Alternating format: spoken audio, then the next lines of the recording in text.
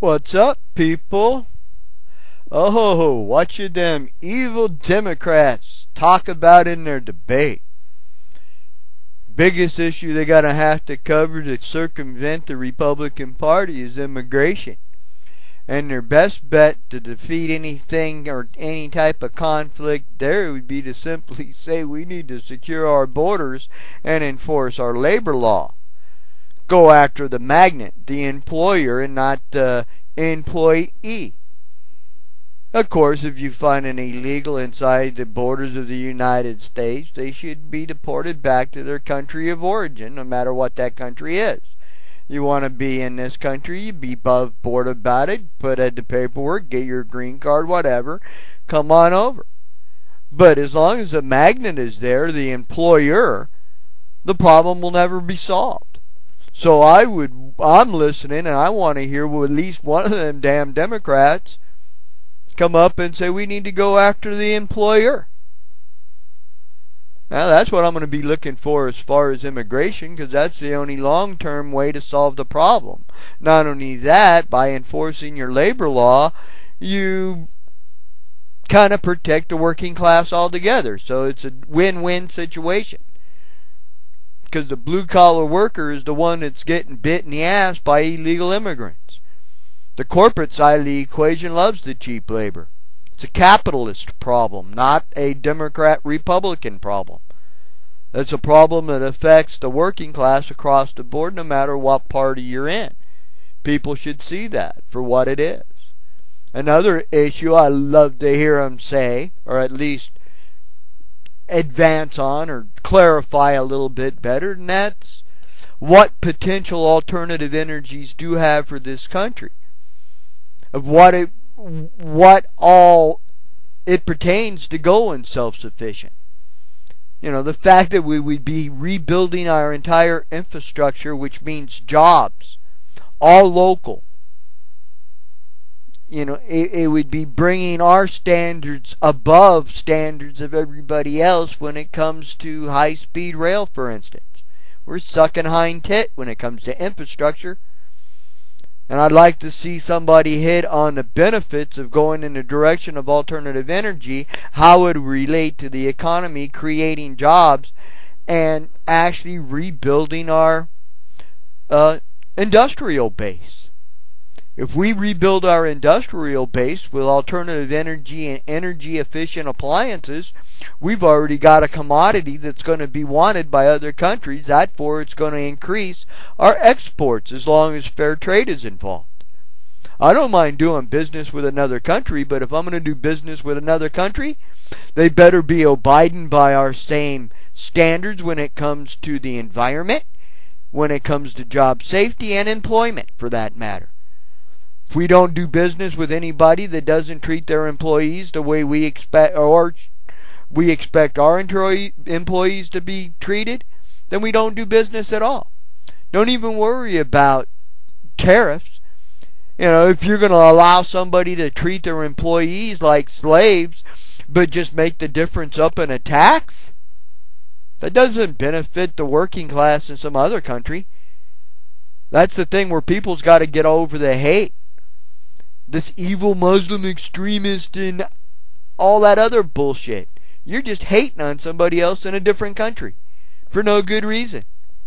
Why? Because their religion's a little different than yours? That's the reason why you want to hate upon somebody? That's bullshit. That's low. That's cowardly. That's immoral. Working class is working class no matter where the hell you're at. Another issue I'd like to see him go more involved in is exactly what is your policy when it pertains to the Middle East. Not just Iran, I want to know about Israel. What's your solutions when it comes to Palestine and Israel? Are you for a two-state solution? If so, who are you going to talk to? When it comes to pulling out of Iran, do you pull Iraq? Do you pull Iran and Syria into the equation and actually talk to them like they're people and not some evil entity out there to kill you? Iran has never been a threat to the United States. We fuck with them if anything else. And the biggest thing is you keep your friends close, your enemies closer. You do business with these people, you actually share interest, and the threat will be eliminated through peaceful means. The pen is more powerful than the sword, so to speak. So I'd like to hear a clear policy when it comes to foreign policy. You know, what is your pull-out strategy? What is your strategy to rebuild the Maoki government? Shit like that. That's what I want to hear the Democrats talk about. Go into depth on the issues. Republicans can't do that. Republicans sitting there, their top dog's Giuliani, goddamn little mob boss of his own. They're a bunch of shady pricks that don't mind being shady. A Republican will vote loyal.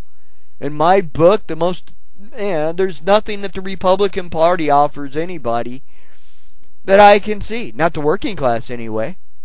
If you're an investor or a foreigner wanting to invest in the United States, or somebody that's got a dual citizenship, yeah, I can see why you would vote Republican. It's in your best interest to take full advantage of the working class. The more you can punk the working class, the more your corporate side of your equation increases, your profit margin goes up, and your investors are happier. But if that's the only reason you would want to vote Republican in my book, that or fear. If you're voting Republican out of fear, then you're doing yourself more harm than good. Because increasing conflict throughout the world is just going to increase the likelihood of pissing somebody off. You know, little things like lying and to go to war and then killing somebody in their own backyard does tend to create an enemy or two. So needless to say, we need a foreign policy that has to do with relating to other countries as if they're equals, and not you're looking down your nose upon them, calling them the axis of evil before you even begin. But I am going to be curious to see how this one plays out. And like I said, the main issues in my book is going to be immigration. The easiest way to go in that direction is go after the employer, the magnet. I'd like to see the Democrats hit on that. I'll be paying attention to see if anyone does. Foreign policy, what is your plan? You know, a little bit more meat there, not just we're going to pull out, going to do it. You know, diplomacy. I want to hear who's going to actually talk with other countries without stipulations or trying to put ourselves on the moral high ground before starting. Yeah, and like I said, healthcare will be mentioned, but again, when it comes to healthcare for the people, that's where the Democratic side of the equation are the only ones talking about a system like all other countries, where people take care of their own.